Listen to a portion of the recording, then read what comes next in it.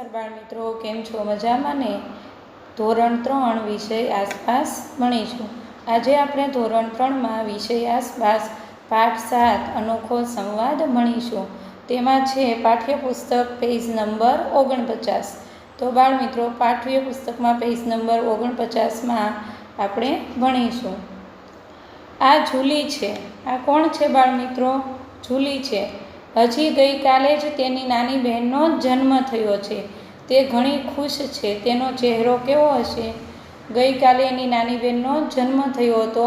તે ખુશ છે. તેનો ચહેરો કેવો હશે? તો અહીંયા આપણે ખુશ ચહેરો દોરવાનો છે બાળમિત્રો. જો અહીંયા દોરેલો જ છે, તમે જોઈ શકો છો.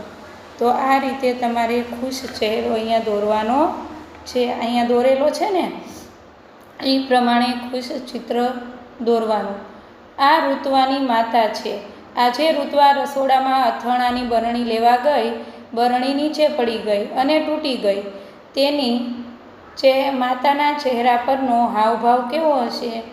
ઋત્વાની માતા છે. ઋત્વા રસોડામાં ગઈ બરણી લેવા અને બરણી નીચે પડી અને તૂટી ગઈ. તો તેની માતાનો હાવભાવ કેવો હશે? એ અહીંયા દોરવાનો છે બાળમિત્રો. તો અહીંયા જો માતાનો ચહેરો કેવો છે? ગુસ્સાવાળો. કેવો છે બાળમિત્રો? ગુસ્સાવાળો. તો તમારે અહીંયા આ રીતે ગુસ્સાવાળો ચહેરો દોરવાનો છે. આ રેહાના છે. તેને કૂતરાથી ડર લાગે છે. રેહાના છે એને કૂતરાથી ડર લાગે છે. જ્યારે તે રમતી હતી ત્યારે અચાનક તેની સામે કૂતરું આવી ગયું. રેહાનાનો ચહેરો કેવો દેખાશે? એ રમતી હતી, કૂતરાથી બીવે છે અને રમતી હતી ત્યારે અચાનક કૂતરું આવી ગયું. તો રેહાનાનો ચહેરો કેવો દેખાતો હશે? તો કે એના ચહેરા પર આપણે ડરનો ભાવ દોરવાનો છે. ડર લાગતી હોય ને એને, ડર, બીક લાગી હોય ને, એવો ચહેરો બાળમિત્રો તમારે અહીંયા દોરવાનો છે. ડર લાગતો હોય એવો.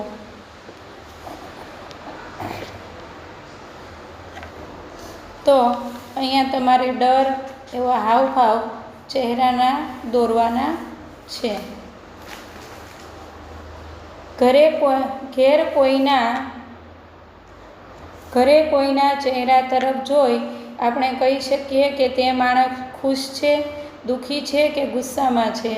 ઘરે આપણે ચહેરો જોઈ કહી શકીએ કે તે માણસ ખુશ છે, દુઃખી છે, બરાબર, કે ગુસ્સામાં. તમે કંઈક તોફાન કર્યું હોય અને તમારી માતા ખાલી તમારો ચહેરો જોઈને જાણી જાય, આવું તમારી સાથે કદી બન્યું છે? તમે કંઈ તોફાન કર્યું હોય અને મમ્મી તમારો ચહેરો જોઈને જાણી જાય, આવું કદી બન્યું છે?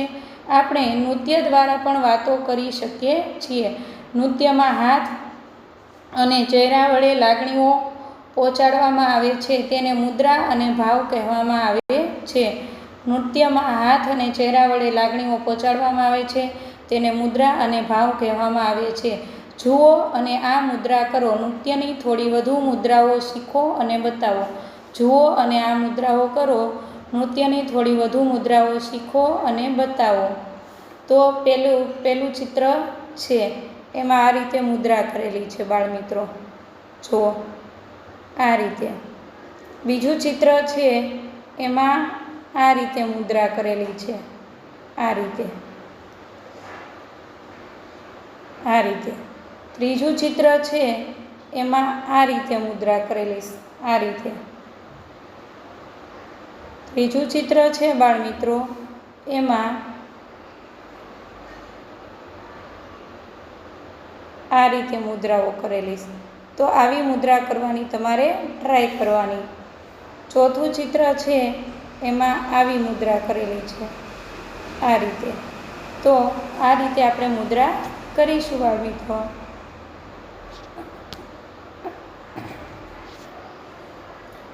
વિચારો અને કહો. ચિત્ર જુઓ, વિચારો, વિચાર કરો. આ પરથી તમારી પોતાની વાર્તા બનાવો. વાર્તા તમારા મિત્રોને કહો અને ચર્ચા કરો.